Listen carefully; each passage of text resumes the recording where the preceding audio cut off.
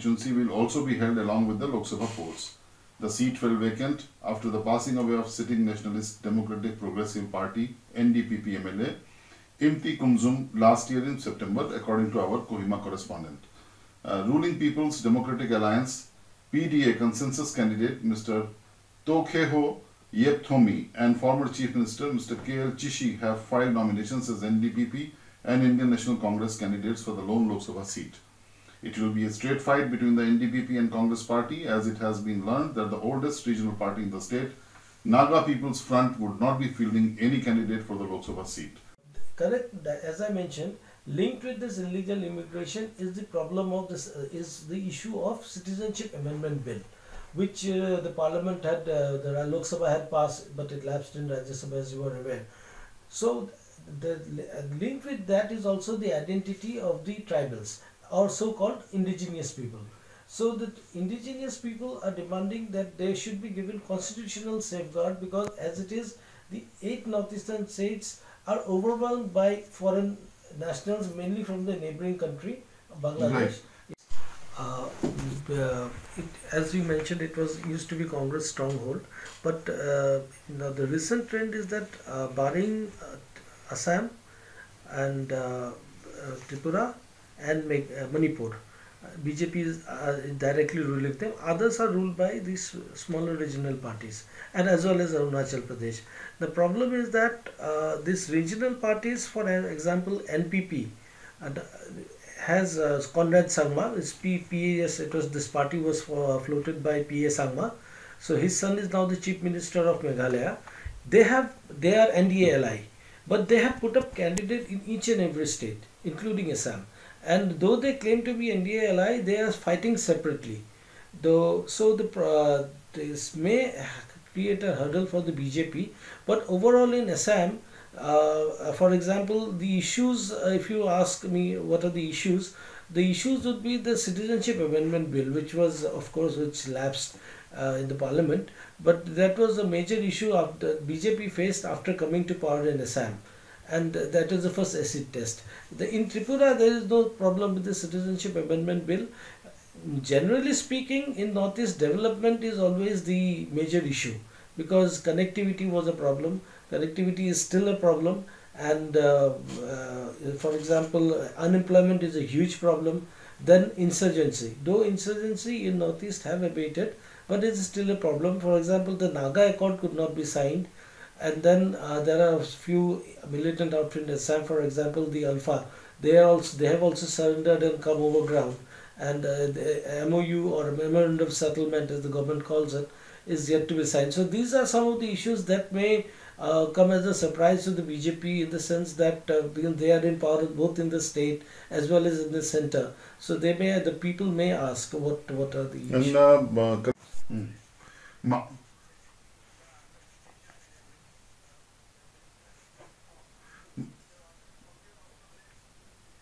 और मनज अभी आपको वहाँ पर जो इश्यूज अभी उभर कर आए हैं, जैसे कल्याण बता रहे थे कि सिटीजनशिप अमेंडमेंट बिल भी एक बड़ा इशू है, वहाँ बड़े सारे ट्राइबल पॉपुलेशन भी है।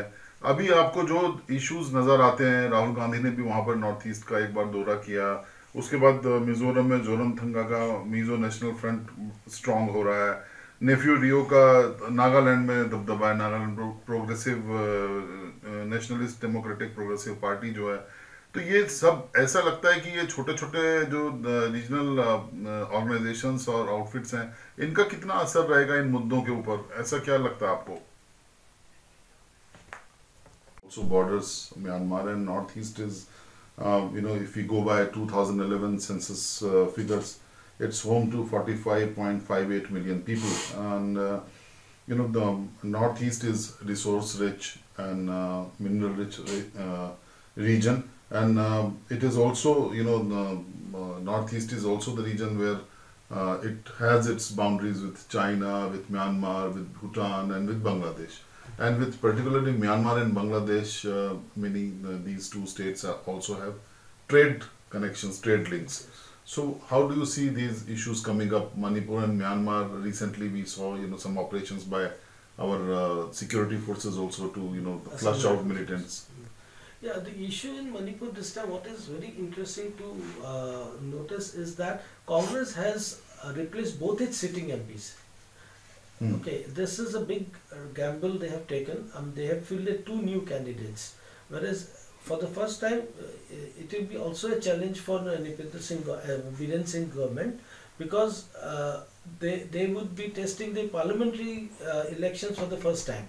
So this, as well as the aspect issues of development, is there the political issue of the Naga talks. You see, Naga areas in Manipur are spread over 5 districts.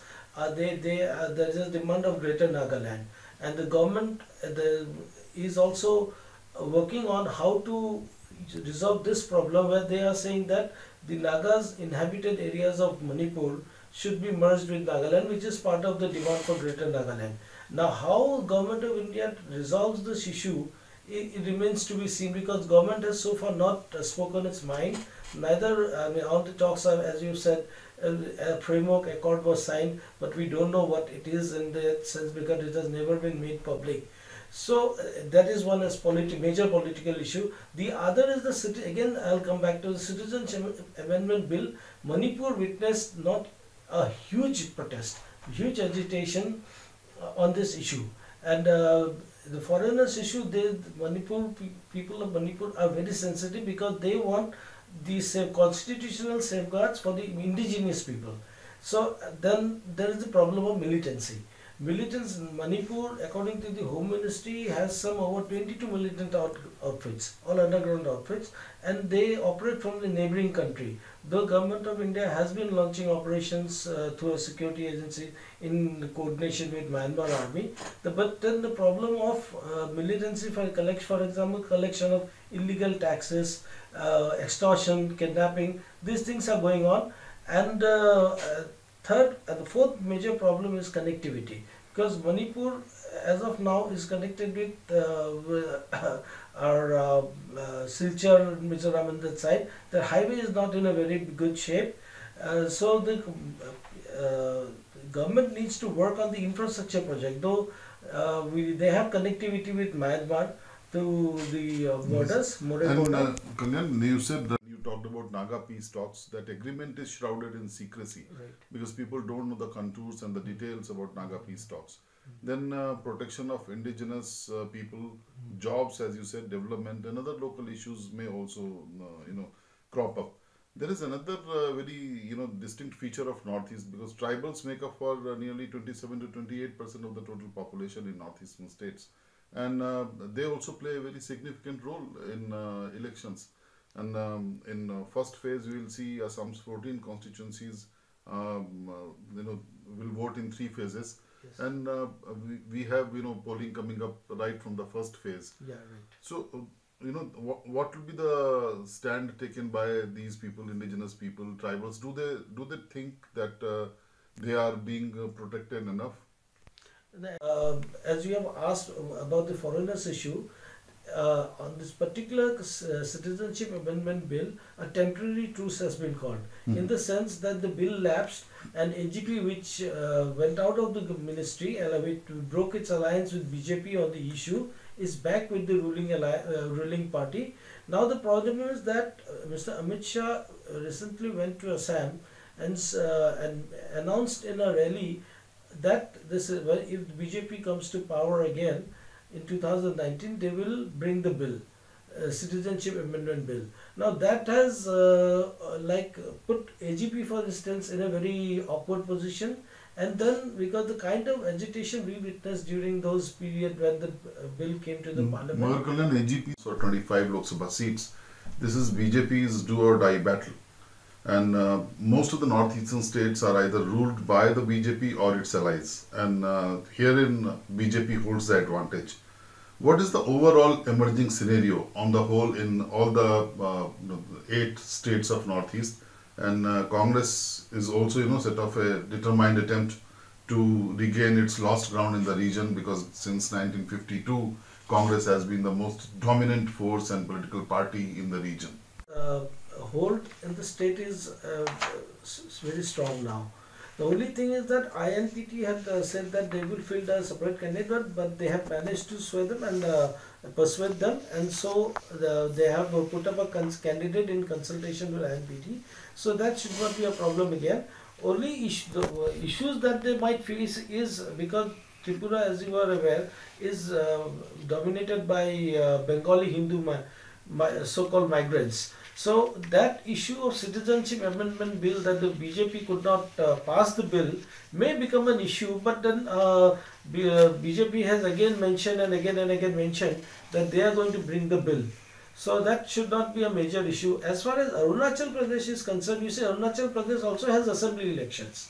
So it will be a very interesting to fight, because the BJP will try to retain its hold, and Congress meanwhile, and there has been a lot of shifting. Yeah, and as far as Kiran Rijiju is concerned, he will face a very tough fight, because Nabam Tuki, who belongs to the Nishi tribe, is standing against him. He was the former chief minister, so he will face a very tight contest.